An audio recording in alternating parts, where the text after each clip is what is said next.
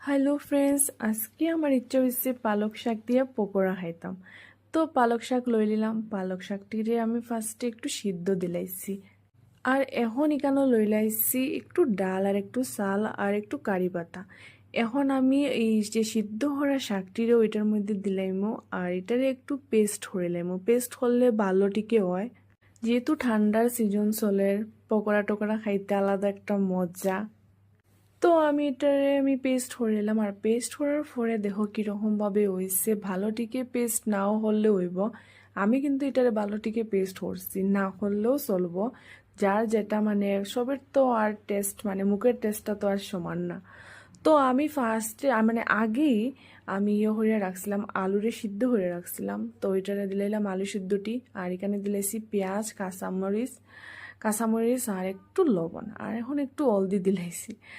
আর হলদিটা দেখো একটু বেশি ফরি গেছে। তোমরা ভাবিও না এতটুকু হলদি আমি কিন্তু দিছি না, এটার থেকে আমি উঠাই দিছিলাম কারণ বেশি যেহেতু ফরি গেছে। এরপর এটার মধ্যে দিলাইলাম একটু বেসন আর একটু যে কোনো তোমরা ইয়ে আছে মশলা টশলা আছে। আমি কেন দিলাইছি অ্যাকচুয়ালি গরম মশলা।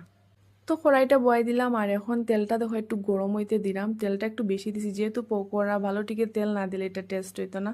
এই যে দেখো তেল মানে খুব সুন্দর লাগে দেখো দেখতে, সবুজ সবুজ পকোড়াটি, আর এটা অনেক হেলদিও আছে। তো বাজারের পকোড়া খাওয়ার থেকে গড়ে বানাইয়া খাওয়া খুব ভালো, কারণ গড়ে তুমি ভালো তেল ইউজ করবে। বাজারে তো আর সব দিকে মানে পরিষ্কার পরিচ্ছন্ন হইয়া দিত না। দেখো ভালো টিকে মানে পকোড়াটি আলু টালুগুলা না ধুইয়াও দিলাই কোনো সময়। এর লেগে গড়ে মানে সবসময় গড়ে খাওয়া দরকার। এর লেগে আমার ইচ্ছে আজকে গড়েই বানাইলাম। বাজারও তো গেলেই ফাইলাম, এখানে সবসময় পকোড়া সিঙ্গড়া মানে এখানে খালি এগুলোই বেশি মানুষ খায় বোধহয়।